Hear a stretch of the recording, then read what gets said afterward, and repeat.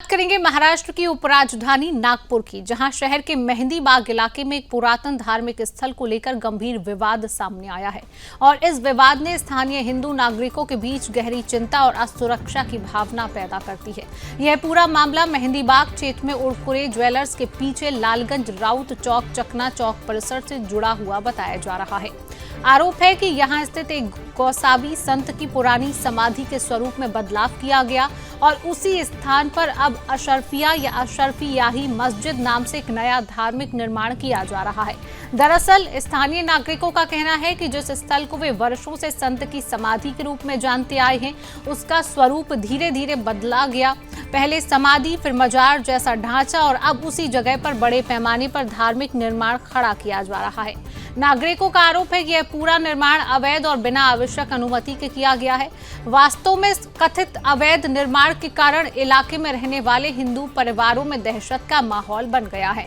सबसे चौंकाने वाली तस्वीरें तब सामने आई जब कई हिंदू घरों के बाहर मकान बेचना है जैसे पोस्टर दिखाई दिए।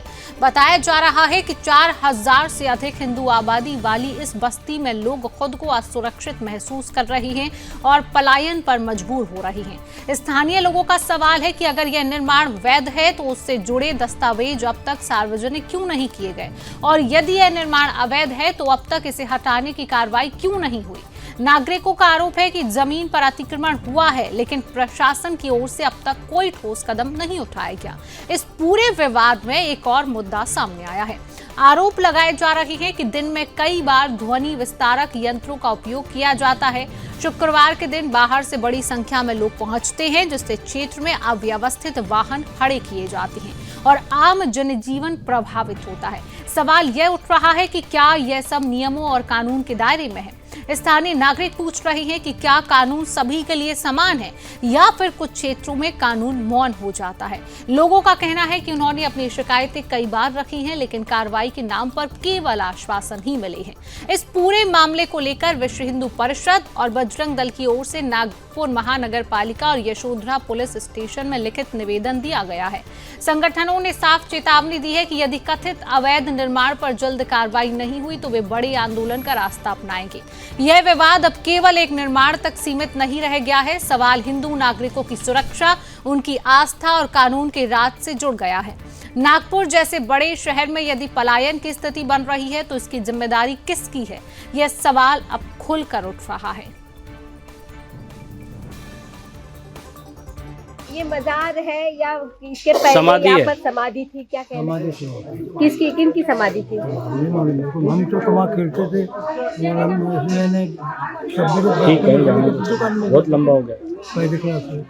हम तो ऐसे पता नहीं, बाकी वो मजार नहीं थी, समाधि थी। बिल्कुल, इतने लोगों का कहना है कि ये मस्जिद नहीं चाहिए यहाँ पर। आपका की मांग क्या है? सही बात इसलिए कि सबको डिस्टर्ब ये होता है कि एकदम पैसे ऐसे इनका चालू हो जाता है, तो बच्चे उठ जाते हैं, हमको भी बच्चे होते हैं, तो क्या करना है? उनको बोलने का तो फर्क नहीं। इनको सपोर्ट करते हैं, गवर्नमेंट इनको सपोर्ट करते हैं, हम लोगों को नहीं करते। इसलिए कौन झगड़ा मूल ले, इसलिए तो ठीक है। 2-4 दिन पहले हमसे बात हुई, बोला ठीक है हम बात हम बोलेंगे आपको क्या है क्या है। बिल्कुल, स्थानीय लोगों की मांग है कि जल्द से जल्द ये इस मस्जिद पर कार्रवाई हो, क्योंकि ये पूर्णतः इलीगल है। अवैध तरीके से आजू बाजू की जगह जो है वो भी उन्होंने हथियाने की पूर्णतः कोशिश की। हालांकि कोर्ट के माध्यम से वो छुड़ा ली गई है, लेकिन जब सवेरे से जो मस्जिद के भोंगे भी बजते हैं और स्थानिक लोगों को तकलीफ होती है, आड़ी टेढ़ी गाड़ियां भी लगते हैं। इतना ही नहीं, वहाँ पर रहने की व्यवस्था हो रही है, जहाँ जिसके लिए बाहर से आने वाले लोग वहां पर रहेंगे।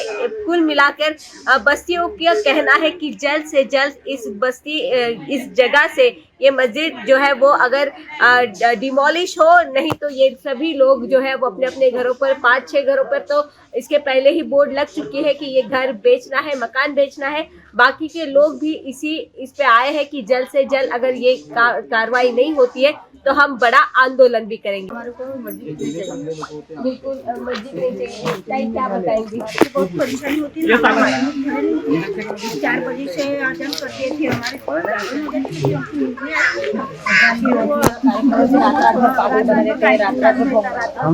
और हमारे यहाँ कोई कार्यक्रम तो लोग कंप्लीट करते हैं। हमारे मोहल्ले में जैसे कोई शादी के कार्यक्रम तो ये लोग कंप्लीट क्यों करते? हम तो इनको कंप्लीट नहीं करते ना, ये लोग क्यों करते हैं हमारे कार्यक्रम में? कंप्लेंट आवाज नहीं होना, इनका आवाज नहीं होना चाहिए ना हमारे को भी। मस्जिद बनने की है, बड़ी मस्जिद बनने की, उसकी पहले से ही तकलीफ शुरू हो चुकी पहले से तकलीफ है, लेकिन हमने कुछ नहीं बोले आज तक। पहले से बहुत तकलीफ है, क्योंकि लक्के थे ना हमारे घर को, दीवार को लक्के थे ना पीछे से, बहुत तकलीफ होती है ना हमको। रात रात भर चालू रहता है, बोंगाड़ा चल रहा था रात रात भर, बहुत तकलीफ होती है हमको। हम लोग उनको कुछ बोल भी नहीं सकते हैं, बोलने जाओ तो झगड़ा हो जाता है। बिल्कुल किसी के मतलब घर बेचने का पलायन है और कुछ इसके पहले नहीं, वो घर जो बेच रहा है ना वो हमारा देवर का है, उन लोग यहाँ रहते नहीं है करके। घर बेच रहे हैं। हमारी भी बच्ची है, जाती है स्कूल जाती है, इधर उधर जाती रहती, तो उनकी तो पढ़ाई होना चाहिए ना, पढ़ाई नहीं होती कैसे करेंगे हम?